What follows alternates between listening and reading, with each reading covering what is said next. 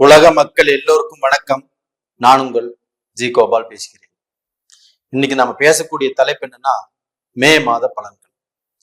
இந்த மே மாத பலன்கள் ஆப்பட்டது தனுசு ராசிக்காரங்களுக்கு எப்படி இருக்க போகிறது, இதை பத்தி தான் இந்த வீடியோல டீட்டெயிலா பார்க்கிறோம். அப்ப தனுசு ராசிக்கு இந்த மாத கிரக அடைவுகள் எப்படி இருக்குன்னு பார்க்கலாம். மேசத்துல சூரிய பகவான், ரிஷபத்துல குரு பகவான், சுக்கிர பகவான், கன்னியில கேது பகவான், கும்பத்துல சனி பகவான், மீனத்துல ராகு பகவான், புதன் பகவான், செவ்வாய் பகவான். இது இந்த மாத கிரக அடைவுகள். இப்ப இந்த மாத கிரக அடைவுகள் ஆப்பட்டது தனுசு ராசிக்காரங்களுக்கு எப்படி இருக்குது அப்படின்னா, இப்ப இந்த 3ஆம் இடத்துல சனி இருப்பது உங்களுக்கு என்னைக்குமே நல்ல விஷயம்தான், ஒரு ஆறுதல் தான். இது போக உங்களுக்கு 9ஆம் இடத்ததிபதி சூரிய பகவான் உச்சபலம் பெற்று உங்களுடைய ராசிக்கு 5ஆம் இடத்தில் இருப்பது மிக சிறந்த யோகம். தனுசு ராசிக்காரங்களே, கண்டிப்பாக உங்களுக்கு அற்புதமான யோகம். உங்களுடைய பாக்கியாதிபதி பஞ்சமஸ்தானத்தில உச்ச பலத்தோடு இருப்பது உங்களுக்கு மிக பெரிய பலம். அதே சமயத்துல உங்களுக்கு குரு பகவானாப்பட்டது 5ஆம் இடத்துல 6ஆம் இடத்துக்கு போயிட்டாரே, உனி இவர் எவ்வளவு கஷ்டத்தை கொடுக்க போறாரு, 6ஆம் இடத்துல மறைஞ்சிருக்கிறாரே, நம்மளுக்கு பைனான்சியல் பிரச்சனை கொடுத்துருவாரா, தொழில நஷ்டத்தை கொடுத்துருவாரா, இல்ல எதிர்பார்த்த காரியத்துல ஏமாற்றத்தை கொடுத்துருவாரா, என்ன செய்வாருன்னு தெரியலையே அப்படிங்கிற கொஞ்சம் வருத்தங்கள் உங்களுக்கு இருக்கலாம். ஆனால் உங்களுடைய ராசிநாதன் 6ஆம் இடத்துக்கு போனாலும் சரி, 8ஆம் இடத்துக்கு போனாலும் சரி, 12ஆம் இடத்துக்கு போனாலும் சரி, அவர் ஆக்டிவா இருக்கிறாரு. அவரை பத்தி எந்த ஒரு கவலையும் பட வேண்டாம். அவர் 6ஆம் இடத்துக்கு போயிருந்தாலும் அவர் பார்க்கக்கூடிய பார்வைதான் உங்களுக்கு ரொம்ப முக்கியம். அப்ப அந்த குரு இருக்கக்கூடிய ஸ்தானத்தை விட பார்க்கக்கூடிய ஸ்தானத்துக்கு தான் பலம் ஜாஸ்தி.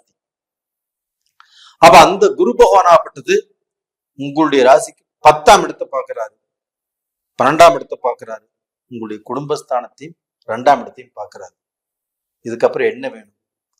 தனுசு ராசிக்காரங்களே, உங்களுடைய வாழ்க்கையில 7 சனி விலகி இருந்தாலும் ஒரு சிலருக்கு அவங்களுடைய ஜாதகத்துல, ஜென்ம ஜாதகத்துல நடக்கக்கூடிய தசா புத்திகள் சாதகமாக இல்லாததுனால 7 சனியே விலகி இருந்தாலும் அந்த 7 சனியில பட்ட கஷ்டங்களை இன்னுமே பட்டுட்டு இருக்கிறாங்க. அப்ப நான் எந்த விதத்திலையும் நான் தலையெடுக்க முடியாம போயிட்டு இருக்கிறேன். சொந்த பந்தங்களும் என்னை மதிக்கிறது இல்லை. அடுத்தவங்கனால நான் பாதிக்கப்பட்டுட்டேன். என்னுடைய பணம் போச்சு, நகை போச்சு, என்னுடைய வளர்ச்சி எல்லாமே ஸ்தம்பிச்சு போயிடுச்சு. ஒருத்தர்கிட்ட கடன் வாங்கினேன், கட்ட முடியல. கொடுத்த பேச்சை காப்பாற்ற முடியல. வேலையிலும் ஒரு சந்தோஷம், ஒரு நிம்மதிங்கிறது இல்லை. ஒரு பிசினஸ் பண்ணினேன், நல்ல முறையில் இருந்தேன், அப்படியே சரிஞ்சு வெளியில வந்துட்டேன். அப்ப இதுக்கெல்லாம் என்ன காரணம்னு தெரியலையே அப்படின்னு புலம்பிட்டு இருக்கக்கூடிய தனுசு ராசிக்காரங்கள் இன்னும் எத்தனையோ பேர் இருக்கிறாங்க.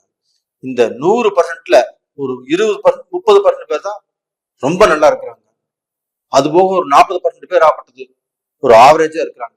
அது போக இருக்கக்கூடிய 30% பேர் ஆப்பட்டது கஷ்டம்தான் பண்ணிட்டு இருக்கிறாங்க. அவங்க கஷ்டப்படுறதுக்கு காரணமே அவங்களுடைய ஜென்ம ஜாதகம் தான். முதல்ல உங்க ஜாதகத்தை நீங்க எப்படி இருக்குன்னு ஃபர்ஸ்ட் பாருங்க. உங்களுக்கு நடக்கக்கூடிய தசா புத்திகள் எப்படி இருக்குன்னு பாருங்க. அந்த தசா புத்திகள் தான் உங்களை வழி நடத்தும். அதை முதல் மைண்ட்ல வச்சுக்கோங்க.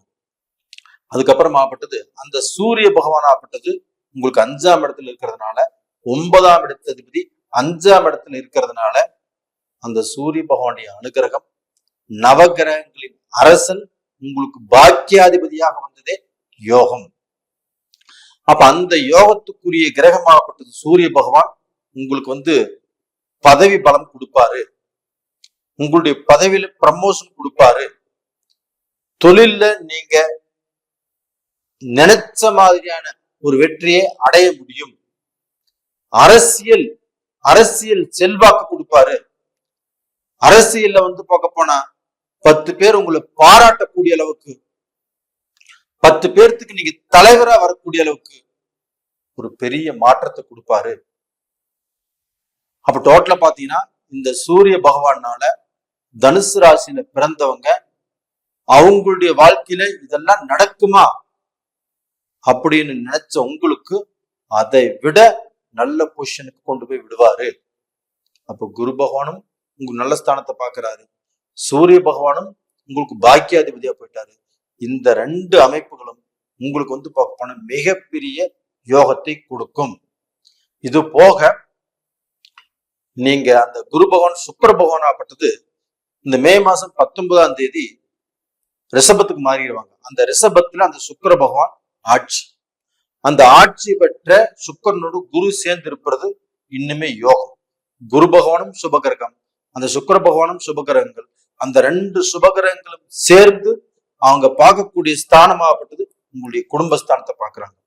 அப்ப அந்த குடும்பஸ்தானம் இப்ப சுத்தமா இருக்குது. அந்த சுத்தமா இருக்கக்கூடிய குடும்பஸ்தானத்தை குரு பகவானும் சுக்கிர பகவானும் பார்க்கறதுனால அந்த குடும்பத்துல ஒரு கலை, ஒரு சந்தோஷம், என்னைக்குமே இல்லாத ஒரு திருப்தி. அப்ப மனைவி கணவனை வெறுத்திருந்தாலும், கணவன் மனைவியை வெறுத்திருந்தாலும், இதற்கு முன்னாண்ட அவங்களுக்குள்ள எவ்வளவு சங்கடம் சலிப்புகள் இருந்திருந்தாலும் அவங்களே நினைச்சுக்குவாங்க குடும்பம் இருந்தா இந்த மாதிரி பிரச்சனை எல்லாம் வரும், குடும்பம் இருந்தா இந்த மாதிரி பிரச்சனைகள் வரத்தான் செய்யும். அப்ப அது மாதிரி பார்க்க போனா அந்நியர்னால பிரச்சனை, அடுத்தவங்கனால பிரச்சனை, குடும்பத்துல பிரச்சனை, இதெல்லாமே வந்துதான் ஒரு நல்லது நடக்கும் அப்படின்னு அவங்க புரிஞ்சுக்கிட்டு இந்த வாழ்க்கையை உங்களுக்கு பார்க்க போனா சந்தோஷமாக வாழ்வதற்குண்டான வாய்ப்பை ஏற்படுத்தி கொடுக்கும். அப்ப அந்த குரு பகவானும் சுக்கிர பகவானும் உங்க குடும்பத்தை வளமாக்கிடுவாங்க. இது போக பாத்தீங்கன்னா உங்களுக்கு அந்த செவ்வாயும் அந்த ராகு பகவானோடு இணைஞ்சிருக்கிறதுனால உங்களுக்கு 5ஆம் இடத்ததிபதி செவ்வாய் பகவான், அந்த செவ்வாய் பகவான் ராகுவோடு இணைந்திருப்பதனால கொஞ்சம் டென்ஷன் ஆகும், கொஞ்சம் கோபங்கள் வரும், எந்த இடத்துல எதை பேசணும்னு தெரியாது, நினைச்சதை நினைச்சபடியா பேசிடுவீங்க. அப்போ தொழில் செய்யக்கூடிய இடத்துலயோ, ஒரு பிசினஸ் பண்ணக்கூடிய இடத்துலயோ, ஒரு வேலை செய்யக்கூடிய இடத்துலயோ, ஒரு சுபகாரியங்கள் பத்தி பேசும்போதோ உங்களை அறியாமல் நீங்க ஏதாவது ரூபத்துல தப்பா பேசிடுவீங்க. அப்ப அந்த இடத்துல மட்டும் அந்த செவ்வாய் ராகுவோடு இணைந்திருப்பது, அதனாலதான் நமக்கு இந்த மாதிரி சூழ்நிலை வருது அப்படின்னு தெரிஞ்சுக்கிட்டு நீங்க அமைதியாக இருந்துக்கிறது ரொம்ப ரொம்ப நல்ல விஷயம். அப்படி அல்லாமல் நீங்க பார்க்க போனா உங்களை அறியாமல் ஒரு விஷயம் பேசுறீங்கன்னா அதனால தப்பு உங்களுக்கு நடக்க வேண்டிய காரியங்கள் நடக்காமல் போவதற்கு வாய்ப்பு இருக்குது. அதனால கொஞ்சம் அமைதியா இருங்க. அதே சமயத்துல இந்த குரு பகவான் 6ஆம் இடத்துக்கு போகும்போது நாம கொஞ்சம் கடன் படக்கூடிய வாய்ப்புகள் உருவாகும். இப்ப கல்யாணம் ஆயிடுச்சு, உடனே நம்ம ஒரு கார் வாங்கணும்னு நினைப்போம், அது லோன்ல வாங்குவீங்க. கல்யாணம் ஆயிடுச்சு, நம்மளுக்கு வீடு இல்லை, ஒரு வீடு வாங்கணும்னு நினைப்போம், அதுவும் லோன்ல வாங்குவீங்க. கல்யாணம் ஆயிடுச்சு, நமக்கு ஜுவல்ஸ் வேணும்னு நினைப்போம், அது வாங்குவீங்க, அது லோன்ல வாங்குவீங்க. இது மாதிரி ஏதாவது ரூபத்துல கடன் உங்களை தேடி வரக்கூடிய வாய்ப்புகள் உருவாகும். அப்ப அந்த கடன் நம்ம படலாமா படக்கூடாதா, இதை இப்ப செய்யலாமா இல்ல தள்ளி போட்டு செய்யலாமா அப்படிங்கிறத முயற்சி பண்ணிக்கோங்க. அப்ப அந்த குரு 6ஆம் இடத்துக்கு போயிருந்தாலுமே இப்ப நாம் இருக்கிறது கம்ஃபர்ட் ஜோன்ல இருக்கிறோம். 5ஆம் இடத்துல குரு இருக்கும்போது எல்லா வசதிகளும், வேலை, வீடு, குடும்பம், மனைவி, அந்தஸ்து, இது எல்லாமே நல்லா இருந்துச்சு. இதே இந்த 6ஆம் இடத்துக்கு இந்த குரு போகும்போது நம்ம சேலஞ்சிங் ஜோன்ஸ், அப்ப ஒரு விஷயத்தை எதிர்பார்த்து இதை நம்ம சக்சஸ் பண்ணணும் அப்படிங்கிற ஒரு இடத்துக்கு வந்துருவோம். அப்ப அந்த சக்சஸ்ங்கிறது நடக்குமா அப்படின்னா கண்டிப்பாக நிதானமாக செயல்பட்டால் அது சக்சஸ் ஆகும். அப்ப நீங்க எடுக்கக்கூடிய காரியங்களை, நீங்க முயற்சி பண்ணக்கூடிய காரியங்களை கண்டிப்பாக நீங்க சக்சஸ் பண்ணிடுவீங்க. எதை பத்தியும் கவலையே பட வேண்டாம். அதே சமயத்துல இந்த குரு 6ஆம் இடத்துக்கு வரும்போது ஒரு சிலருக்கு அப்புறம் இந்த வயிறு சம்பந்தப்பட்ட பிரச்சனைகள் வரும், த்ரோட் சம்பந்தப்பட்ட பிரச்சனைகள் உருவாகும். இந்த மாதிரி பிரச்சனைகள் கண்டிப்பாக உங்களுக்கு சில பாதிப்புகளை கொடுக்கும். அப்படி இருந்தாலும் நீங்க மருத்துவ ரீதியாக பார்த்து அதை கிளியர் பண்ணிக்குவீங்க, ஒன்றும் கவலைப்பட வேண்டிய அவசியம் இல்லை. அப்ப டோட்டலா பாத்தீங்கன்னா இந்த தனுசு ராசிக்காரங்களாகப்பட்டது வளர்வதற்குண்டான வாய்ப்புகள் நிறைய இருக்குது. கண்டிப்பா நல்லா இருப்பீங்க. இந்த பதிவு உங்களுக்கு பிடிச்சிருக்குன்னு நினைக்கிறேன். பிடிச்சிருந்தா லைக் பண்ணுங்க, சப்ஸ்கிரைப் பண்ணுங்க, ஆல் அப்படிங்கிற பெல் பட்டனை பிரஸ் பண்ணிக்கோங்க. உங்களிடமிருந்து விடைபெறுவது உங்களின் ஜி கோபால். நன்றி, வணக்கம்.